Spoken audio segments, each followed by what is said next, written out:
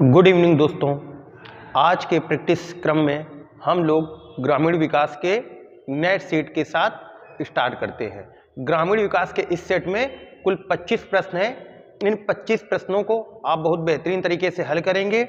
हम आपको हर एक क्वेश्चन के बाद एक पॉज देंगे, उसमें आप इसके आंसर कमेंट करेंगे। कमेंट बॉक्स में आप अपना प्रेजेंस दिखाते रहिए। फर्स्ट क्वेश्चन बेटा है उत्तर प्रदेश के तराई क्षेत्र। तराई क्षेत्र क्या होते हैं बेटा? तराई क्षेत्र वो क्षेत्र होते हैं जो हिमालय की जो तीसरी शिवालिक श्रेणी होती है। हिमालय की 3 श्रेणियां हैं, बृहद हिमालय, मध्य हिमालय, शिवालिक श्रेणी। शिवालिक श्रेणी के जो नीचे का मैदानी क्षेत्र होता है उसको हम बोलते हैं बेटा, ये जो मैदानी क्षेत्र होता है इसी को हम तराई क्षेत्र बोलते हैं। तराई क्षेत्र में चूंकि हिमालय से नदियां बेटा कहां पर आती हैं? मैदानी क्षेत्रों में आती हैं, इसलिए तराई क्षेत्र बेटा क्या होता है? थोड़ा सा दलदली क्षेत्र होता है, क्योंकि वहां पर नदियों का आगमन होता है। तो उत्तर प्रदेश के तराई क्षेत्र में किस फसल की कृषि बड़े पैमाने पर की जाती है? जहां पर बेटा आर्द्रता होगी, जहां पर नमी होगी, जहां पर पानी की मात्रा अधिक होगी, तो वहां पर जल योजक फसलों का उत्पादन किया जाएगा, जिनमें पानी की मात्रा खूब जरूरत होती है, जैसे गन्ने की फसल, चावल की फसल। इसलिए तराई क्षेत्रों में गन्ना और चावल की फसलों का सर्वाधिक उत्पादन होता है। तो यहां पर ऑप्शन में गन्ना है नहीं, तो सर्वाधिक कौन सी पानी की मात्रा वाली फसल उत्पादन होगा? धान का। तराई क्षेत्र क्या होते हैं? हिमालय पर्वत के नीचे लगे हुए जो मैदानी क्षेत्र होते हैं उनको तराई क्षेत्र बोलते हैं। इस तरीके से बेटा तराई क्षेत्र होते हैं। तो तराई क्षेत्र हिमालय की शिवालिक श्रेणी से लगे हुए क्षेत्र तराई क्षेत्र होते हैं। नेक्स्ट क्वेश्चन देखिए, हाल ही में आत्मनिर्भर कोरोना काल में प्रधानमंत्री जी के द्वारा एक आत्मनिर्भर योजना का प्रारंभ किया गया। इसी प्रकार से उन्हीं के सजेशन पर उत्तर प्रदेश में माननीय योगी आदित्यनाथ जी की सरकार ने या उत्तर प्रदेश की सरकार ने उत्तर प्रदेश रोजगार अभियान, जब श्रमिक मजदूरों का पलायन उत्तर प्रदेश में हो रहा था, उस समस्या को, रोजगार की समस्या को रोजगार अभियान लागू हुआ। यह अभियान उत्तर प्रदेश के कितने जिलों में शुरू किया गया था? तो प्रारंभ में इस योजना को उत्तर प्रदेश के 31 जिलों में शुरू किया गया था। वेरी इंपॉर्टेंट, ये करंट के साथ साथ उत्तर प्रदेश स्पेशल के क्वेश्चन को भी कवर करता है, तो ये क्वेश्चन बहुत ही इंपॉर्टेंट है। अगला क्वेश्चन देखिए, तीसरा क्वेश्चन, भारत की सिंचाई क्षमता का सर्वाधिक भाग पूरा होता है।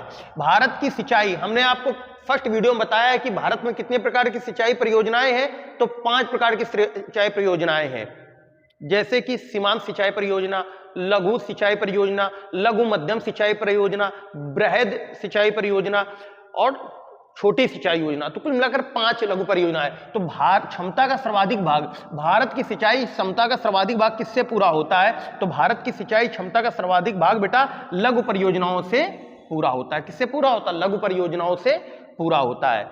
स्क्रीनशॉट मारते जाइए, लघु परियोजनाओं से पूरा होता है। अगला देखिए, उत्तर प्रदेश के किस क्षेत्र में मृदा गन्ने की कृषि हेतु सर्वाधिक उपयुक्त है? उत्तर प्रदेश के किस क्षेत्र की मृदा, उत्तर प्रदेश की किस क्षेत्र की मृदा गन्ने की कृषि के लिए उपयुक्त है? भाबर या तराई क्षेत्र की मृदा, दूसरा ऑप्शन मध्यवर्ती मैदान, तीसरा पहाड़ी और पठारी क्षेत्र में क्या बारिश होगी? वहां पर पानी की पठारी क्षेत्र, तो ये तो उपजाऊ बिल्कुल नहीं होगी। मध्यवर्ती मैदान या भाबर या तराई क्षेत्र। तो गन्ने की खेती के लिए सर्वाधिक, अभी हमने फर्स्ट क्वेश्चन में बताया है, कौन सी मृदा सर्वाधिक उपयोगी होगी? तराई क्षेत्रों की मृदा सर्वाधिक उपयोगी होगी, क्योंकि वहां पर क्या होता है? वहां पर जल की मात्रा सर्वाधिक होती है। हिमालयी क्षेत्रों से या पर्वतों से नदियां बेटा मैदानों पर आती हैं, तो वहां की मिट्टी में क्या होती है बेटा? आर्द्रता होती है, नमी होती है, और जहां पर नमी होगी वहां पर चावल की और गन्ने की खेती सर्वाधिक होगी। इसका बेस्ट आंसर हो जाएगा भाबर व तराई क्षेत्र। उत्तर प्रदेश के कितने जिलों, तराई जिलों की सीमा उत्तर प्रदेश में है? तो उत्तर प्रदेश में 7 तराई जिले हैं बेटा, पीलीभीत से लेकर महाराजगंज तक। चलिए, उत्तर प्रदेश कृषि विविधीकरण परियोजना किसकी सहायता से चलाई जा रही है? कृषि विविधीकरण योजना किसकी उत्तर प्रदेश कृषि विविधीकरण परियोजना किसकी सहायता से चलाई जा रही है?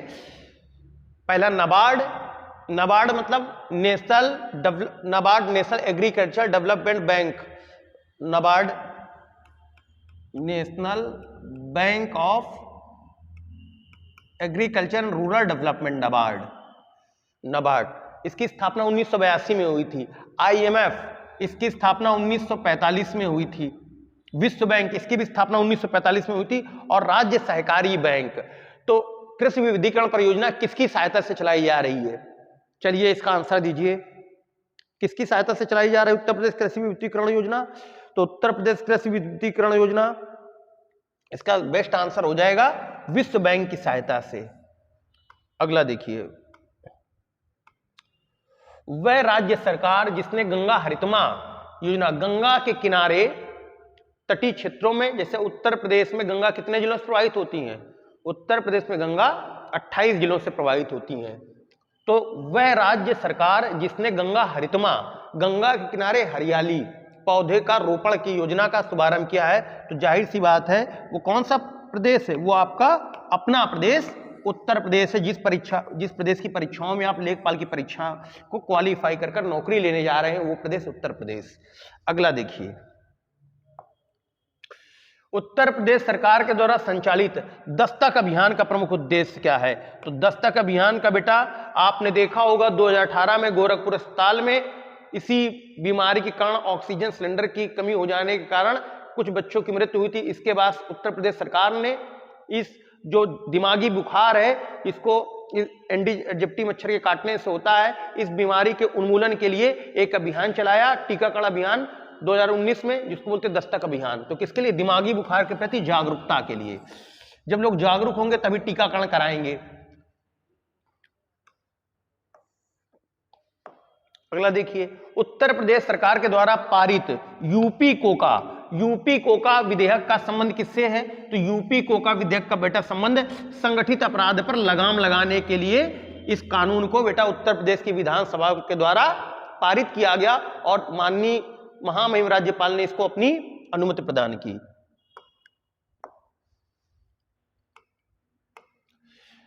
राज्य के कुल क्षेत्रफल के कितने प्रतिशत रिकॉर्डेड वन है? बिल्कुल factual question, very important question. अभी हाल ही में नई वन रिपोर्ट आई है और नई रिपोर्ट वन रिपोर्ट 2022 के अनुसार कितने प्रतिशत रिकॉर्डेड वन है उत्तर प्रदेश में? तो उत्तर प्रदेश में 6.88% भाग पर क्या है बेटा? रिकॉर्डेड वन है। 25-25 क्वेश्चन की प्रैक्टिस सेट हम करा रहे हैं। इन एमसीक्यू को आप बेहतरीन तरीके से करिए, आप देखेंगे सीधे सीधे प्रश्न आपकी दिशा जीएस क्लासेस से ग्रामीण विकास में मिलेंगे। यकीन और भरोसे के साथ, पाथर पूजे हर मिले तो मैं पूजू पहाड़ कबीरदास जी की बात है, इसी युक्त को ध्यान में रखिए और इसको आप बिल्कुल आप जहां से पढ़िए, ज्ञान हर जगह बट आप कहीं से भी पढ़िए, लेकिन इन क्वेश्चन को अच्छे से देखकर आप इनको भी तैयार कर लीजिए। 15-20 मिनट का वीडियो है, इससे ज्यादा वीडियो नहीं, आप इसको अच्छे से तैयार कर लीजिए। आपकी तैयारी में एक 4 चांद लगाने का काम करेगा। उष्णकटिबंधीय नम पड़पाती हूं, वैसी जलवायु जहां पर गर्मी का मौसम होता है या 23.5 डिग्री उत्तरी अक्षांश से लेकर 23.5 डिग्री दक्षिण अक्षांश के बीच के क्षेत्र को हम उष्णकटिबंधीय क्षेत्र बोलते हैं। और जो तो उष्णकटिबंध की परिभाषा क्लियर हो गई। उष्णकटिबंध क्या होता है? 23.5 डिग्री उत्तर से 23.5 डिग्री उत्तर से 23.5 डिग्री दक्षिण का जो क्षेत्र होता है क्या होता है? उष्णकटिबंधीय क्षेत्र। तो भारत एक उष्णकटिबंधीय जलवायु में स्थित है, उष्ण और उपोष्ण दोनों में है, लेकिन अधिकांश भाग क्या है? उष्णकटिबंध है इस क्षेत्र में। और पर्णपाती जो पेड़ के पौधे इस समय इस मौसम में आप क्या देख रहे हो? ज्यादातर पेड़ अपनी पत्तियां गिरा दे रहे हैं। तो पर्ण मतलब पत्तियां, पाती मतलब गिराने वाले, पर्णपाती वन उत्तर प्रदेश के किस क्षेत्र में पाए जाते हैं? तो बेटा ये मध्य मैदानी क्षेत्रों में पाए जाते हैं। कानपुर, लखनऊ, सीतापुर, हरदोई, इटावा, कन्नौज, फर्रुखाबाद इस क्षेत्र में आता है। तो मध्य मैदानी क्षेत्र में आता है। मध्य मैदानी क्षेत्र, गंगा यमुना का दोआब का क्षेत्र। किस पंचवर्षीय योजना में उत्तर प्रदेश में सर्वाधिक औद्योगिक विकास हुआ है? उत्तर प्रदेश ने माननीय औद्योगिक मंत्री श्री सतीश महाना के नेतृत्व में अपने झंडे गाड़ने का काम किया है। और उत्तर प्रदेश में सर्वाधिक औद्योगिक विकास किस काल में हुआ है? तो किस पंचवर्षीय योजना बेटा? 6वीं पंचवर्षीय योजना में सर्वाधिक विकास हुआ था। वर्तमान में जो नीति आयोग के द्वारा राज्यों की डेवलपमेंट रिपोर्ट आई है, उसमें उत्तर प्रदेश का शीर्ष स्थान रहा है औद्योगिक डेवलपमेंट में। और ये माननीय सतीश महाना जी के विकास क्रम में औद्योगिक विकास ने भारत को आगे बढ़ाया। हो सकता है पूछ दे उत्तर प्रदेश का औद्योगिक विकास मंत्री कौन है? तो औद्योगिक विकास मंत्री हैं श्री सतीश महाना। अगला क्वेश्चन, अलीगढ़ का नाम, अलीगढ़ खूब चर्चा में रहा है क्योंकि उसका नाम हरिगढ़ रखा गया है। बहुत ही बेहतरीन क्वेश्चन आपके सामने लेकर आया हूं। इस क्वेश्चन को जल्दी से टिक करिए कि अलीगढ़ का नाम किसने रखा था? तो अलीगढ़ का नाम ये किसी किताब में नहीं, किसी यूट्यूब में आपको नहीं मिलेगा। ये क्वेश्चन खूब चर्चाओं में रहा है और ये क्वेश्चन, ऐसे क्वेश्चन आपको क्या करेंगे, लाखों की भीड़ से बेटा 8000 में लाने का काम करेंगे, ठीक है ना। तो अलीगढ़ का नाम किसने रखा था, तो अलीगढ़ का नाम रखा था नजफ खान ने। और अभी सरकार ने क्या प्रस्ताव रखा है, अलीगढ़ का नाम हरिगढ़ बदलने के लिए।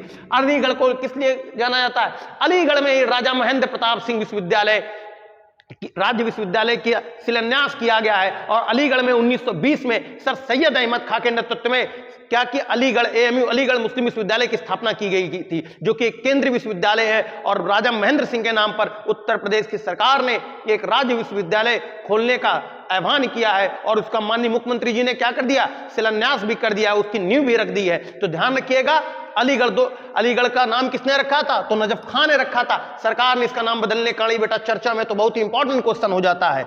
अगला क्वेश्चन, कौन सा जिला तालाब, उसी से रिलेटेड क्वेश्चन है। ये वन डिस्ट्रिक्ट वन योजना के तहत जो उत्तर प्रदेश की योजना है, आपका सिलेबस में हर क्वेश्चन सिलेबस के अकॉर्डिंग है। तो कौन सा जिला ताला उद्योग के लिए फेमस है, तो वो आपका जिला फेमस है अलीगढ़।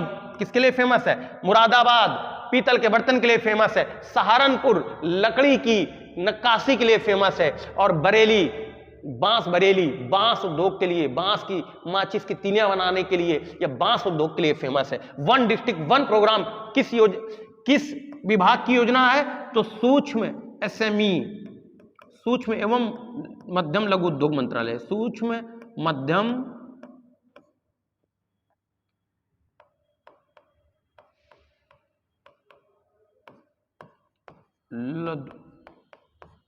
उद्योग। वर्तमान में इस मंत्रालय के मंत्री कौन है, श्री सिद्धार्थनाथ सिंह की योजना है ODOP, one district one product. इसको कब शुरुआत की गई थी, इसकी शुरुआत की गई थी 2017 में। वन डिस्ट्रिक्ट वन प्रोडक्ट योजना की शुरुआत कब की गई थी, 2017 में। किस दशक में उत्तर प्रदेश जनसंख्या वृद्धि दर सर्वाधिक औसत से, राष्ट्रीय औसत से अधिक रही, तो किस दशक में। आपको मालूम है भारत में जनगणना 10 साल में एक बार होती है। भारत में जो जनगणना की बात की गई है वो अनुच्छेद 246 में की गई है। सर्वप्रथम भारत में जनगणना 1872 में लॉर्ड मेयो के शासनकाल में हुई थी। 10 की जनगणना का प्रारंभ 1881 में लॉर्ड रिपन के शासनकाल में हुआ था। मतलब लॉर्ड रिपन जब भारत के क्या थे, वायसराय थे, उनके शासनकाल में हुआ था। आजादी के बाद पहली जनगणना 1951 में हुई थी। आगामी जनगणना 2021 में होनी थी, लेकिन ड्यू टू कोरोना रीजन इसको आगे के लिए पोस्टपोन कर दिया गया है। अब क्वेश्चन पूछ रहा है कि किस दशक में, 10 साल का पीरियड डिकेड को दशक बोलते हैं, तो जनसंख्या वृद्धि दर औसत से अधिक रही, तो वो साल था 1971 से 1981। इन 10 सालों के बीच में जनगणना जो उत्तर प्रदेश की जनसंख्या थी वो औसत से, देश की जनसंख्या से उत्तर प्रदेश की जो जनसंख्या वृद्धि दर रही वो रही अधिक रही। इसी टाइप के क्वेश्चन पूछे जाते हैं। वो क्वेश्चन मेंस में नहीं पूछा है कौन सा सर्वाधिक जनसंख्या वाला जिला है, इलाहाबाद मार दो, यही ये क्वेश्चन पिट लेवल के होते हैं, प्राइमरी लेवल के होते हैं। इसमें इस टाइप के टिपिकल क्वेश्चन पूछे जाएंगे जो हम आपको करा रहे हैं। सरल पढ़ने से सिलेक्शन नहीं होता है, कठिन क्वेश्चन हल करने से सिलेक्शन होता है। जनगणना 2011 के अनुसार उत्तर प्रदेश में महिला पुरुष अनुपात का क्या अनुपात है, ये जनसंख्या जो सिलेबस में टॉपिक है जनसंख्या, उससे क्वेश्चन है। तो कितना है उत्तर प्रदेश का बताना है। भारत का 943 है, उत्तर प्रदेश का बताइए, तो उत्तर प्रदेश में 912, यूपी में कितना है 912। प्रति 1000 पुरुषों में महिलाओं की संख्या कितनी है, प्रति 1000 पुरुषों में जो महिला की संख्या है वो 912। इसी को हम सेक्स रेशियो बोलते हैं। क्या बोलते हैं, सेक्स रेशियो, लिंगानुपात।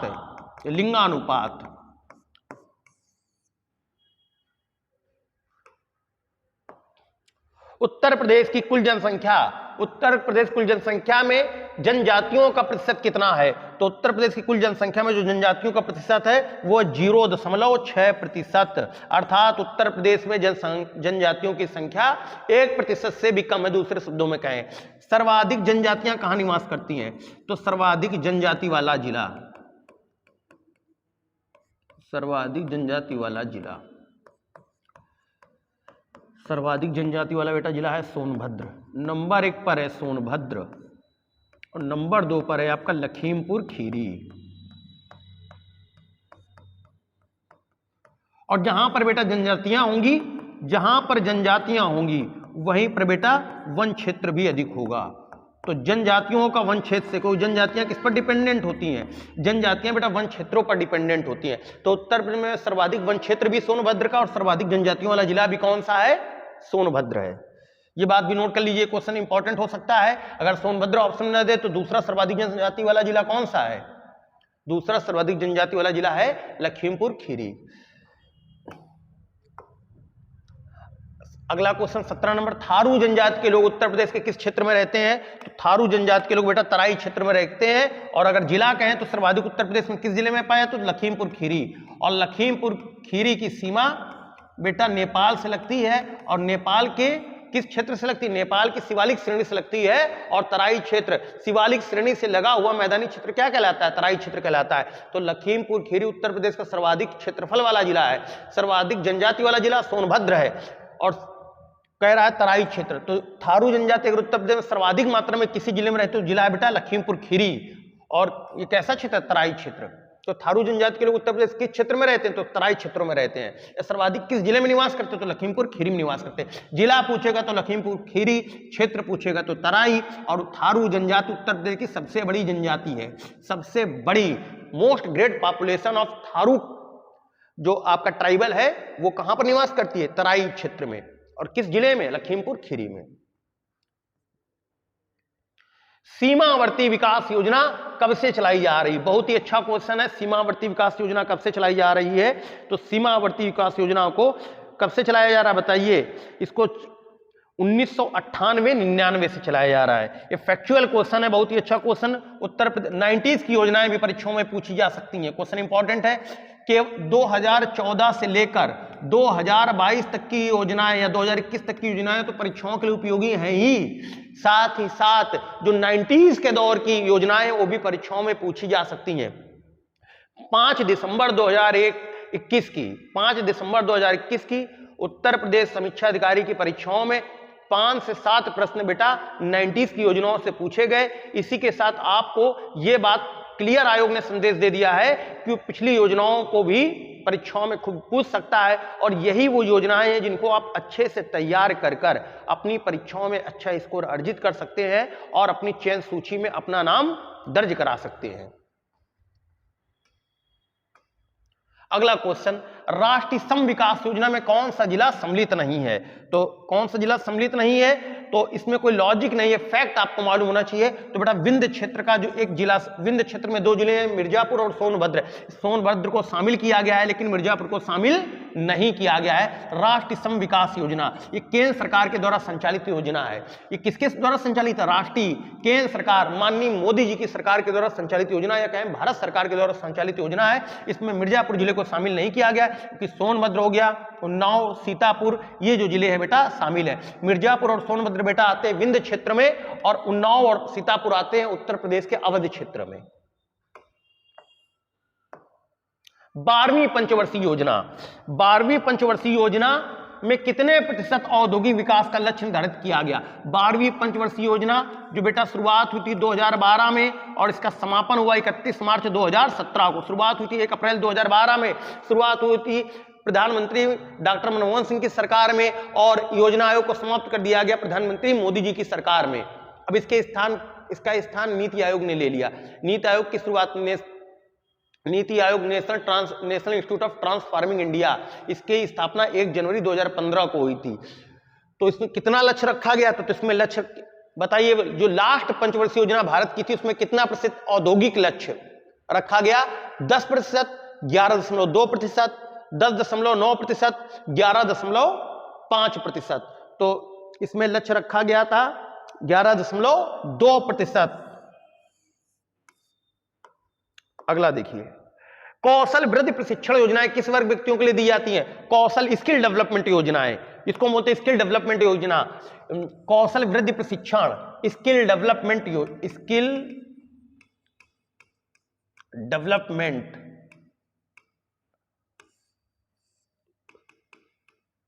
Training program, skill development training program किस वर्ग के व्यक्तियों के लिए है? तो बेटा ये सभी के लिए है, SC, ST, OBC सभी वर्गों के लिए इस योजना को सबका साथ सबका विकास की नीति पर इसको सभी वर्गों के लिए किया गया है। इसमें फूड प्रोसेसिंग का बिजनेस, मोटर व्हीकल रिपेयरिंग का बिजनेस, सोलर पैनल लगाने का बिजनेस, कुकिंग सीखने का, सिलाई मशीन चलाने का, ये सब बेटा स्किल ट्रेनिंग दी जाती है ताकि आप कुछ ना कुछ स्किल सीखकर आप अपने को स्वरोजगार के लिए उपयुक्त बना सकें।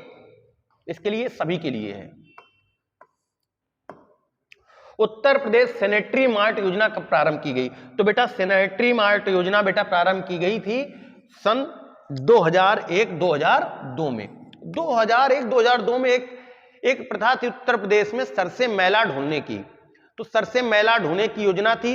इस योजना को समाप्त कर उस जो ये काम करते थे सर में मैला ढोने का काम, गंदगी ढोने का जो काम करता था वर्ग, उस वर्ग को, उस समुदाय को दूसरे रोजगार में शिफ्ट, उससे जो लोग बेटा बेरोजगार हो गए उनको दूसरे कामों में शिफ्ट करने के लिए सरकार ने एक योजना प्रारंभ की, सैनिटरी मार्ट योजना। इसके तहत ताकि दूसरा बिजनेस सेटअप कर सकें, सरकार ने इस योजना के तहत उनको सस्ते दर पर 20,000 से लेकर 2 लाख रुपए तक का लोन देने की सुविधा का प्रारंभ किया।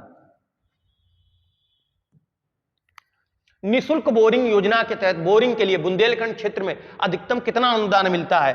तो बेटा क्वेश्चन पूछ रहा अधिकतम, तो 2 प्रकार के अनुदान मिलते हैं, 2 अनुदान मिलते हैं।